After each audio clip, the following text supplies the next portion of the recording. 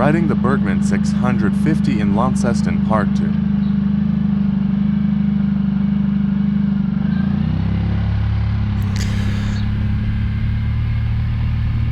Hello and welcome to the next instalment of riding the Suzuki Burgman. In this instalment I've just finished my run, which was about 11.5 k's or something, and I'm making my way home now. And because of traffic arrangements in this area, it's a slightly different route to get home than it was to get down here. At the beginning of the clip there, you could see in the distance the Silo Hotel. That's a building that once was grain silos and had lain in disuse for many years. Not exactly sure how many, but for a very long time it was just empty and not used for grain silos or anything else. And then one of the local business men bought it and had the property converted to a hotel. It took a couple of years and a substantial amount of money, more than he originally thought, I think, and it's been converted to a hotel. He still owns a hotel, but it's managed by Peppers on his behalf. So we're heading out of Launceston and just going down towards the road that sort of brings you into this area. This is a sort of semi-industrial area. In this part of town there are some big box shops, as they're called. So there's Bunnings, the Good Guys are here, JB Hi-Fi, Officeworks, Pet Barn are all in the same area. Obviously they bring a lot of traffic into this area, but it's also, as you can see by the amount of time I'm spending sitting here in traffic lights, an area that is the main arterial route on the eastern side of the Tamar River to bring people either into Launceston or out of Launceston.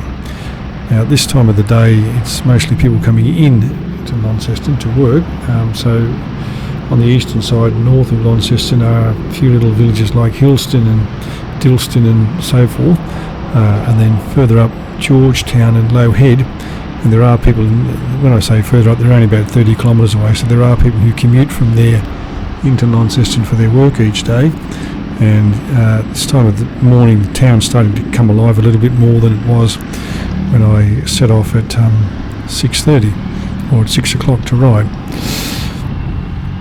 After spending all that time sitting in traffic lights watching the back of the car in front of me not going anywhere, we're on the road again, and as you can see on the right hand side there's the Good Guys, as I mentioned, and a little bit further up Bunnings and so on. So this area can become quite congested at various times in the day, and recently, the last time we were down here, which was about June of last year, the Launceston City Council changed the traffic arrangements to try and alleviate some of the congestion by preventing some turns that had previously been allowed. Crossing over the Charles Street Bridge here and then heading towards the city centre. This is the North Esk River that we're crossing.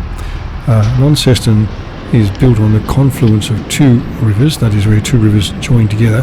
One is the North Esk River, which we're crossing at the moment, and the other is the South Esk River, which flows down through Cataract Gorge into Launceston underneath the King's Bridge, which I crossed earlier when I was coming down to this area. And where those two rivers meet they become the Tamar, and the Tamar meanders its way for something like 100 kilometres, I think, to make its way to bash straight up at Georgetown and Low Head. Now, even though I said it's only 30 kilometres by road, of course the river doesn't necessarily follow the most direct route. Between here and Georgetown and Low Head and Beaconsfield on the western side of the Tamar, there is only one crossing, and that is at the Batman Bridge, which is I think about 30 or so kilometres north of Launceston, either on the west. It doesn't matter which way you go, you'll eventually come to the Batman Bridge. It's named after John Batman, by the way, who was a Surveyor General I believe in Tasmania, and was responsible for the layout of the inner city part of Melbourne, where he was sent by the Governor of Tasmania to do the plan for the layout of the inner parts of Melbourne around Parliament and so on, I believe. So we're heading into the sort of CBD, although this is the outer fringes of the CBD where I am at the moment. And again, spending more time sitting in traffic lights, or sitting behind other vehicles in traffic lights. Launceston has a system of one-way streets, so one way takes you out of the city heading south towards Hobart, and the other one takes you into the city heading from the south to the north, obviously, from Hobart or from the southern suburbs. And so you have to remember which street you're on and which direction you're going. It's all pretty clear, as you can see all the traffic's going in the one direction this way. I mentioned in the earlier video, first part of this video, talking about what to do when you're engine braking, and I've seen some comments on some Facebook posts about this little gadget that I mentioned in the last video, about other people who decided that the sensible thing to do if they don't want to buy this gadget is to, once they pull in the clutch, also tap their foot on the brake pedal, or at least toggle the front brake lever a couple of times, so at least the brake light comes on and the driver behind you is aware that you are slowing down. So it's not just me that thinks that's the way to go.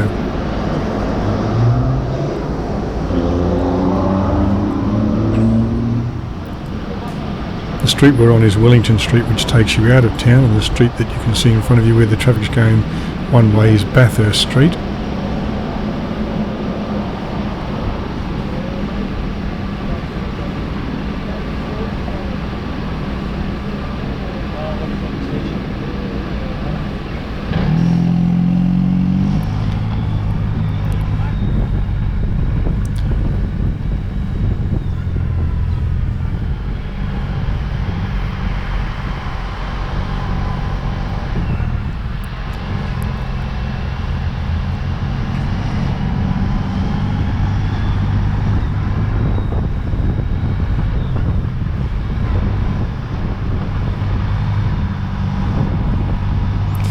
This is York Street, but York Street very quickly, just around this bend here, becomes West Tamar Road, or the West Tamar Highway as I think it's sometimes called.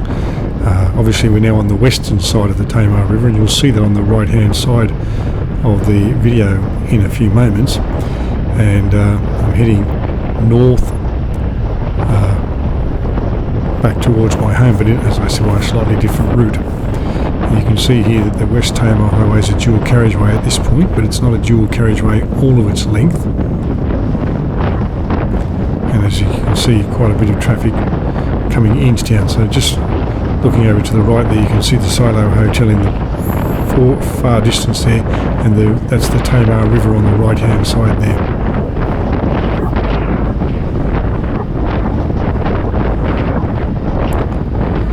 On the left, going up the hill here, this is the suburb of Trevallyn where my house is, but as I said earlier, I'm going there by a slightly different route this time.